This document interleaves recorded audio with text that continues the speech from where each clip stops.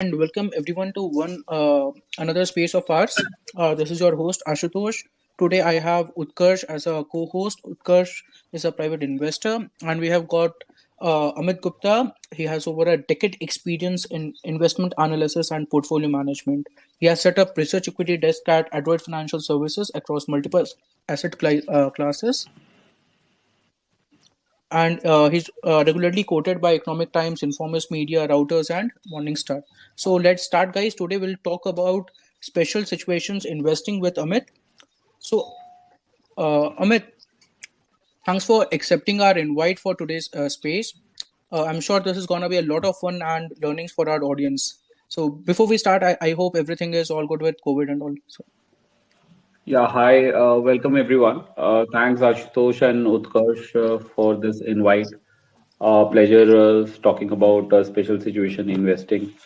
Yeah, all well with the COVID. Hope everybody else is also doing well, taking precautions. And if you are not still not vaccinated, get yourself vaccinated. Yeah, you can continue. right. So, Amit, I've heard and a lot of people talking about special situations, and everyone has got their own way of interpreting it. So, how do you look at special situations, and what are basically special situations? Right. So the basic premise of any special situation investing case is that market participants are irrational. So there will be always situations where stocks are sort of mispriced due to one or multiple reasons. So the reasons could be, the business cycle is out of favor. There have been past corporate governance issues with the company, so people, investors don't want to touch that company. Maybe there is a too much of government interference happening, or the payments not coming from the government. So in that way, there is a contrarian approach to where you try to buy the companies at a turnaround stage. On top of that, another way of playing the special situation is where it is event based investing. So whether it is a demerger happening in a company or amalgamations of subsidiaries happening, whether there is a delisting or maybe a special dividend is coming, or maybe there is a stake sale by the company or a takeover. So these kind of event-based special situation is also there. So why does all these mergers and demergers and events happen? Sometimes the reasons are very internal to a company. So company will not demerge its subsidiaries to avoid giving up control. So in that case, maybe a change of the management could be the trigger to buy that company, or maybe a private equity buying a stake in a company can cause shareholders value unlocking. And then if the companies are, let's say, listed separately, then most of the investors will find intrinsic value to be worth investing in these kind of companies. So yeah, there could be multiple reasons of why special situation investing can be done. But a primary reason is that you need to find value in the company at the sort of a turnaround stage. Thanks a lot for coming for this space, Amitji. It's a pleasure to host you. So, why do you think this special situations can outperform the market or produce alpha? What are the factors that an investor should look for? So, the aim is to generate alpha, beat the benchmark, and if done correctly, I mean, if is the key operative word here. If done correctly, then it can help to, create sort of an alpha in the market. Uh, so, so we look into those sort of investment that we can find in the listed space that display some sort of characteristic of having a catalyst event with them. So it could be spin-off, directors change, management change, restructuring, etc. The basic premise is that it needs to have that event within the company happening, and anything that we believe will move price to value basically. So, obviously there are more than 5,000 stocks listed in the company. There are a lot of stocks around where people can choose from. At any point of time, there could be close to 100 stocks where the special situation events are happening. But ultimately, the trigger is critical to analyze and research, and sort of a analysis of the opportunity cost needs to be made before you actually put in a position for any of the stocks.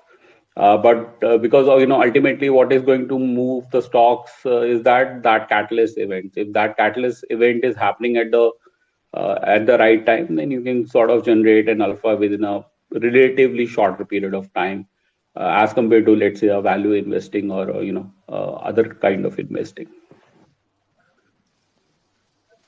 Right. So, Amit, I see that you have categorized or broadly classified different types of this plays, like special situation plays into like corporate actions or regulatory policy changes, something like that. So, can you talk more about it? How have you classified it, and like what kind of opportunities are present in each one of them? Maybe. Right. So basically, how we divide our portfolio, special situation portfolios, is into three categories. One is the event-based category, which sort of forms the bulk of the portfolio, close to 40 to 45% of the portfolio, where there is a certain corporate action which is happening. So, like I said before, this corporate action could be, a merger, demerger, or delisting, or maybe a buyback happening, or a special dividend which is happening, or a takeover is happening, or stake sale is happening, amalgamation of subsidiaries is happening. So these kind of events where we like to play in the market. Second could be, in the way uh, uh, there are some dramatical regulatory or policy changes which happens, which sort of triggers the sector, and makes everyone take notice of that particular sector because of the regulatory changes which happening. So for example, in past couple of years, we have a new ethanol policy coming up. We had an EV policy which is accelerating.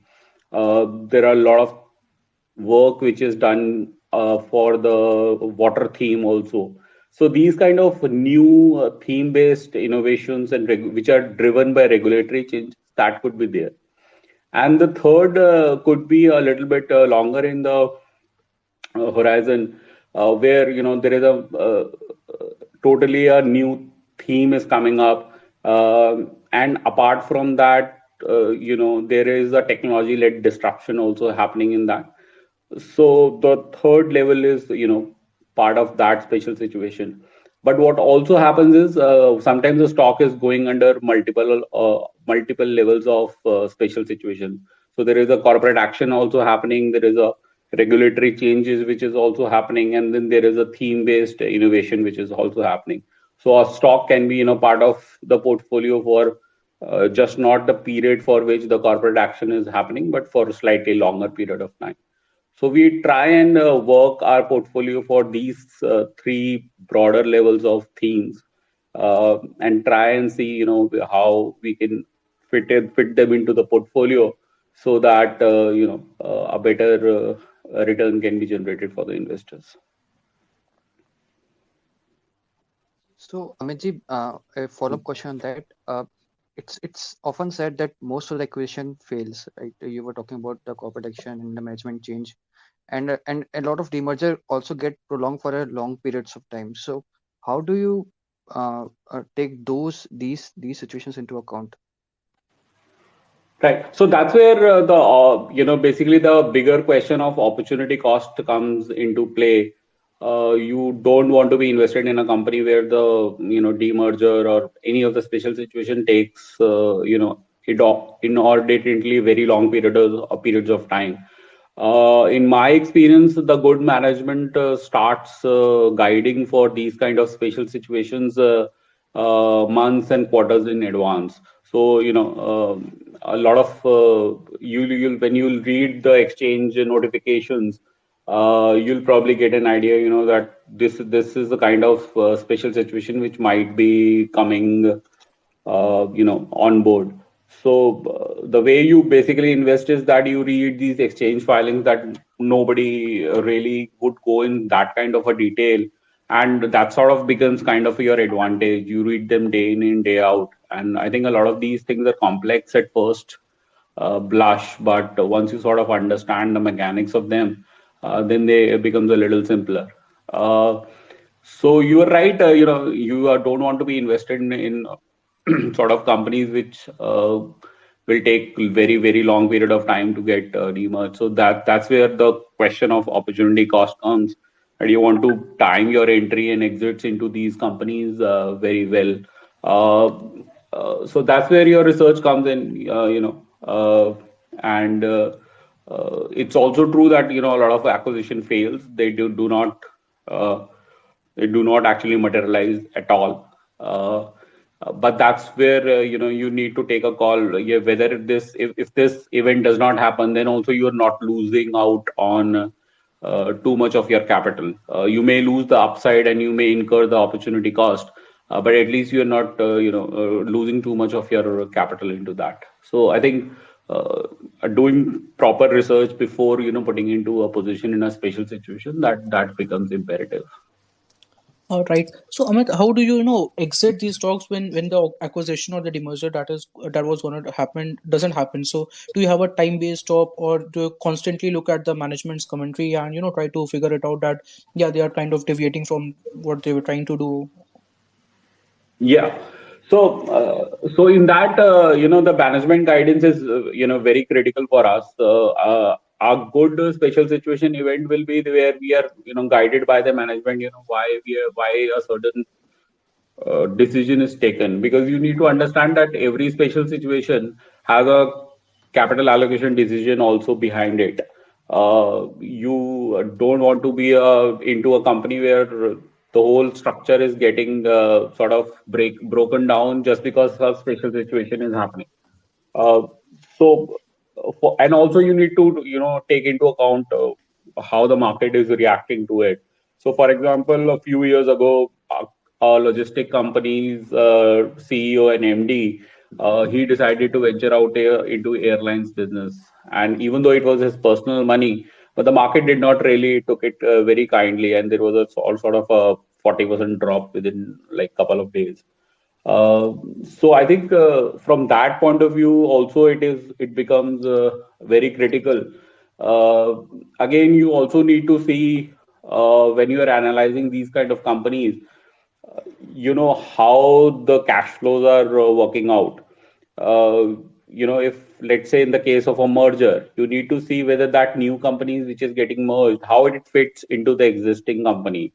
When you're evaluating that, you need to see how cash flows will enhance the balance sheet and the P&L.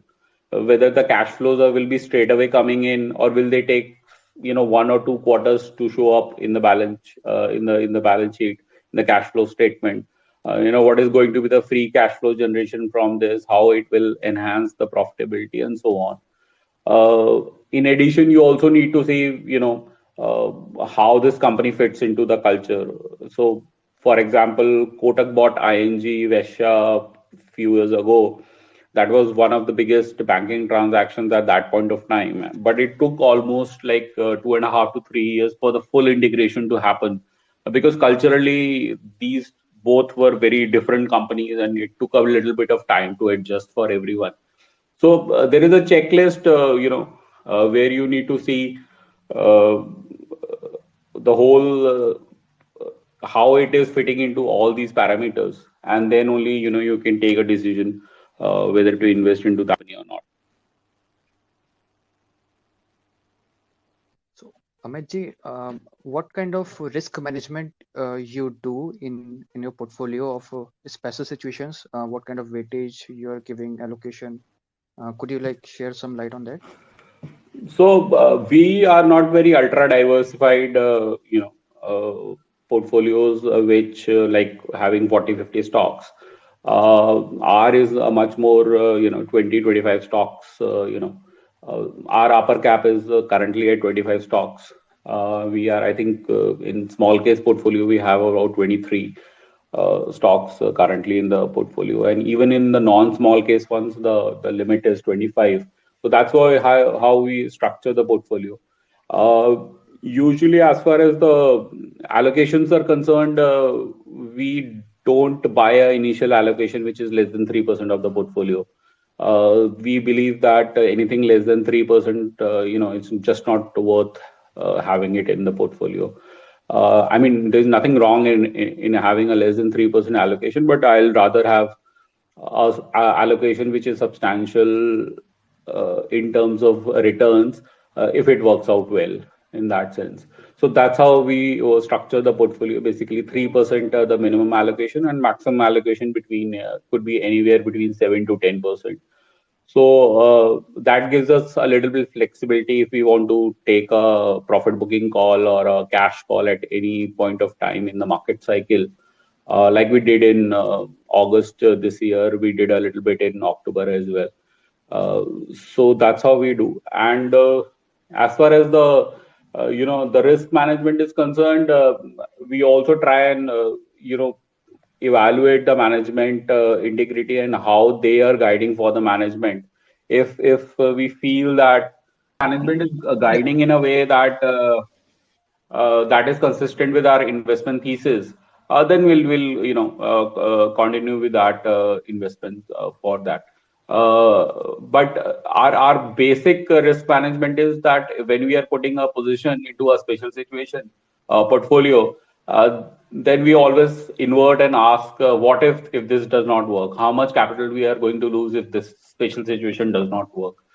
So that gives us fair idea, how much position size we want to have it, whether we want to have it at the minimum of 3%, or whether we want to have it at a much higher allocation of, let's say, 5% or 7% of the portfolio. Yeah. Right. So, Amit, we know that you manage a huge amount of corpus, and you said you take a 8 to 10% kind of allocation to a stock, and most of these special situations are in small cap to mid cap kind of space. So, how do you manage the illiquidity and not get stuck into it?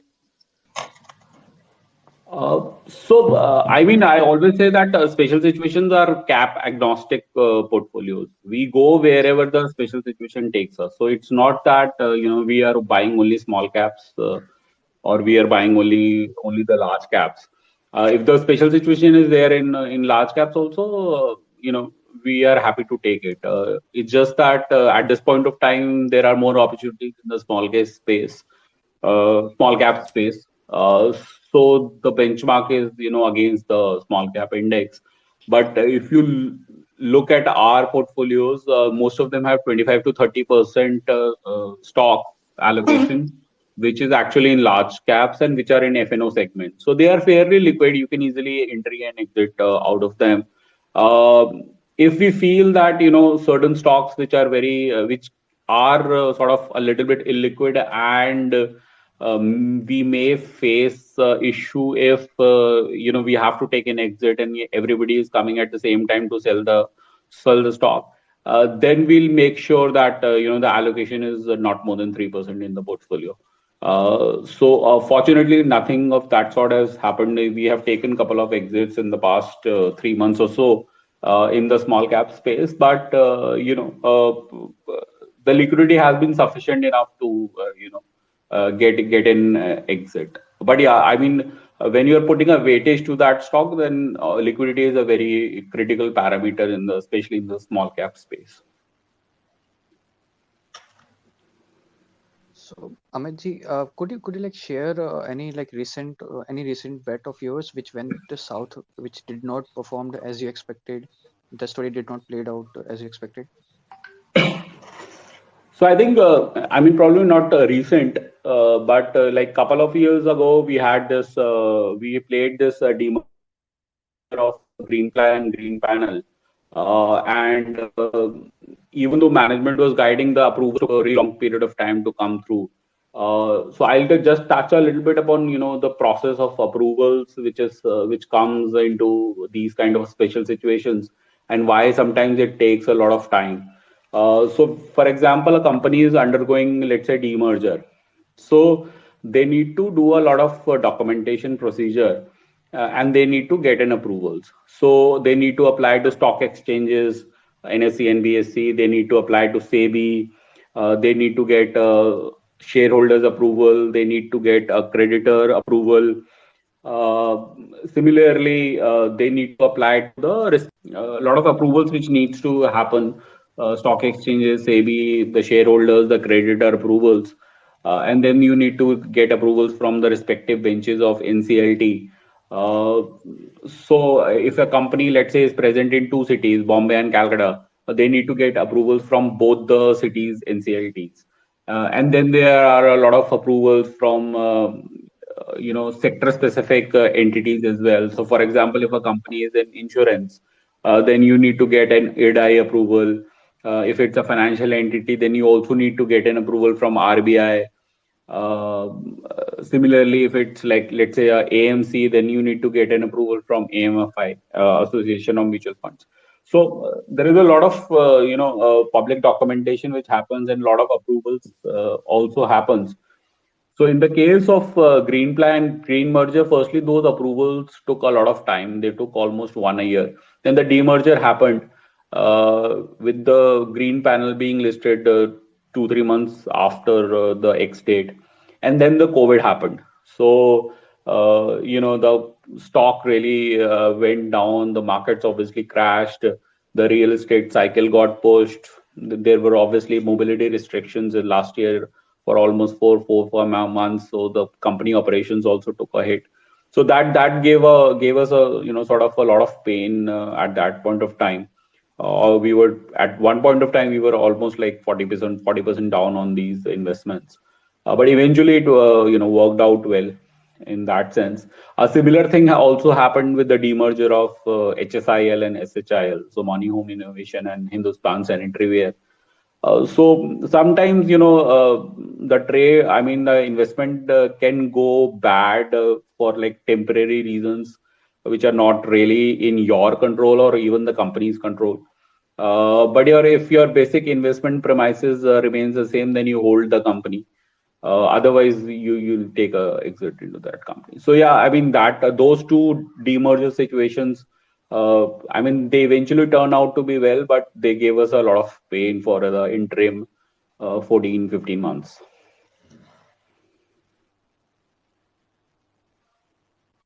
And any bet, any allocation that went like really smooth as expected in a time frame in it that you had initially envisaged? Uh, so I think currently, this is not a financial, investment advice. We still hold the stock. So we have been invested in GMR Infra for past 2.5 years. And we bought it at like around when it was close to 15 rupees, and now almost 3x, and finally the demerger is happening. So that is one situation where we felt that market was not identifying the changes which has already happened in the company in the last 5 years. Because GMR Infra had a lot of businesses and still has a businesses in EPC segment and the power space. But they, 2.5 years ago, almost 3 years ago, they made a very categorical presentation which says that they don't want to be the pure airport company of in India, and they want to exit all the businesses. So I think the exiting of the businesses is still in the process. Obviously, again, the COVID happened, so things obviously got postponed a little bit. But that is something which was bought against tide, I would say, against the market sentiment, following a contrarian approach, and that has sort of worked well so far. We are still invested in it, and we continue to. That played really well, I guess. With the GMR Infra from 15 to 45 means that must be a great trade, I guess. Yeah, I think. Like, Till the investment thesis is on, we'll continue to probably hold it. We think that the aviation story in India is just beginning, and with this Udan scheme coming in and a lot more airports being opened in the next few years, this story will sort of remain in place. Also, GMR is doing a lot of international airports as well. They recently did a joint venture in Indonesia as well. So, yeah, it has worked out well, and we continue to hold it. Let's see how it moves post the demerger. Okay, so what are you looking at? Like no financial advice, just for the sake of discussion. Right. I mean, looking at in like stock specific. Yeah, yeah, on GMR, like what are you looking at in GMR? So what are you expecting after the demerger, or you have any targets in mind, or No, no, not targets in mind, but my sense is that it's a 5 to 10 year story. See, our basic premise of buying that, apart from playing out the special situation, uh, which is that they are going to chuck out the not so profitable portions of the company, which is the power and the EPC. So after the demerger, also we may not be very keen to hold on to those that demerged entity which is going to get listed. But we are very happy to hold the airport company. So our basic premise is that this company, uh, with the aviation sector opening up in India, with the Udan scheme coming in, you'll have around close to 70, 80 new airports in the next 10 years in India, and GMR Infra will indirectly benefit from that. Apart from that, now they have uh, done joint ventures in foreign countries. Recently they did a joint venture in Indonesian airport.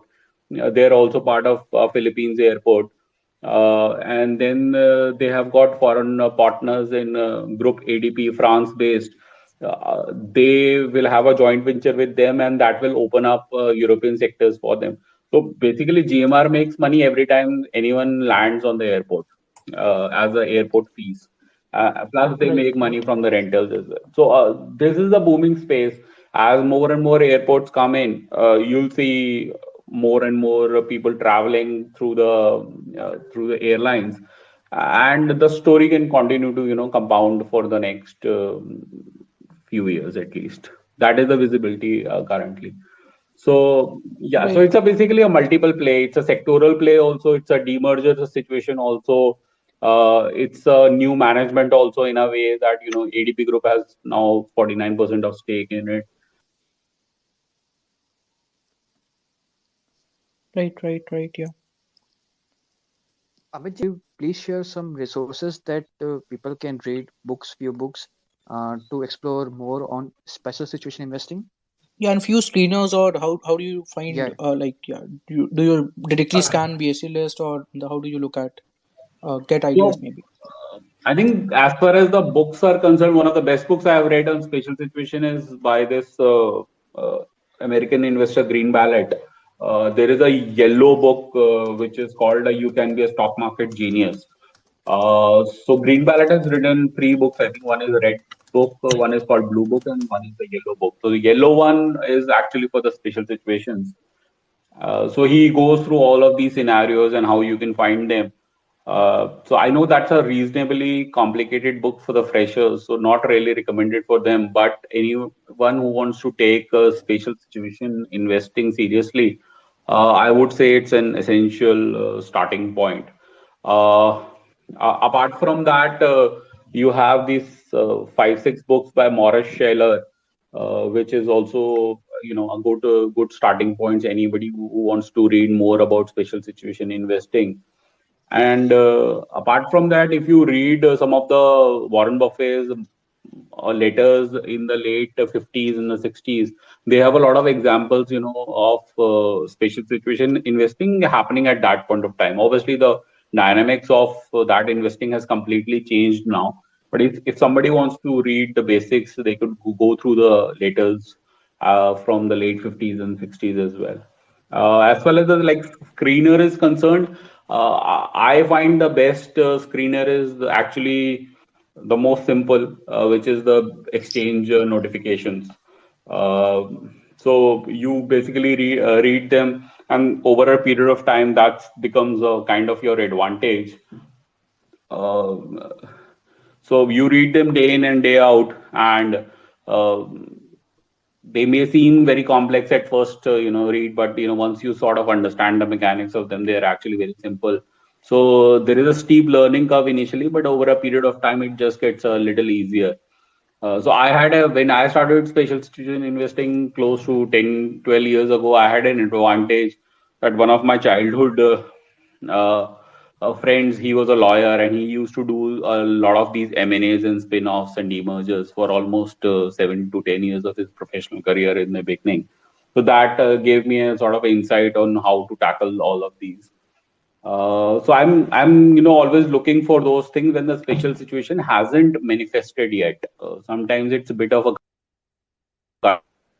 Time when you dig deep to see what is management is up to. Cases they haven't really declared it, but you can see it is coming because the stocks are so much undervalued. So maybe they have got cash on the books. They're thinking about it, or they're typically being uh, sort of good in the past, but not able to do a particular special situation. So yeah, I think exchange notifications and few of these books are a good starting point to understand special situation investing. And then I also write very often, so yeah, people can read that as well. Right, right. Actually, I'm a big follower of that. Before that, if any one of you would like to, if doesn't want to do the heavy work and always check Amit's work on his small case, I've shared the link in the above. Okay, and yeah. So Amit, I actually read a lot of your newsletters and the thread that you have curated kind of these charts. So you post one chart daily, or you curate a list of Twitter thread of charts, right? Yeah, right. So I actually used to do that for I did it for like a couple of years, I think from 2019 till 2021 April. I did it, but then I realized Right. that Yeah. yeah, so I realized that Twitter was actually cutting the threads were too long, and because I was writing it for almost 2 years, it had sort of like 700 tweets in that particular thread. So then I'm from April 21, I moved to a weekly newsletter. So that newsletter goes out usually on Monday morning before market hours, which contains 10 charts which I feel is relevant to our investment strategy and our investment thesis and what we feel is happening into the market, which is important. Uh, so yeah, that's how I like to share knowledge a little bit in the form of that weekly newsletter, in the form of charts, because I think charts are like visually representative, and anybody who is very new to the market can also sort of understand what is happening and how trend is going to show up. Right, right. So actually, I'm a big follower of your newsletter, and you post different links. So I guess you got two letters. One contains different links for the resources, and the second one is for the charts, and both of them are great. So I just would like to thank you for that. I have been following this since like 2019, the day you started this, Okay, and I thank you just for your really kind appreciate. words and Yeah, following. yeah, really appreciate it. So I have pinned that in the spaces. Please everyone go check out the links and subscribe. It's free of cost. You can subscribe and get the content in your mail, and you can check it out. He curates a list of 10-15 links, by 5 to 10 links every week, and they contain resources from some of the best people out there, and it's just great having different views, opinions, and learning something different every week. So yeah. So yeah, I mean, Will now probably, yeah. so yeah, Yeah, yeah, Amit. basically these are like self notes, you can say. So I try and curate the links every Friday so that whenever I want to go back and read my notes, it becomes a little easy. But because I'm doing it for myself also, I better share it for the larger investing community as well. So that newsletter goes out usually every Friday post market hours. Right. So it helps us and reduces our time to search for these contents. We get it like made. Thanks everyone for joining in. It has been a pleasure talking to you. All will probably host us spaces soon again. And sorry for the glitches that we had. It was really painful for us. And just ask your questions there, and we'll get them answered. Okay. Chalo. Thank you everyone. Have a great evening. Bye bye. Take care.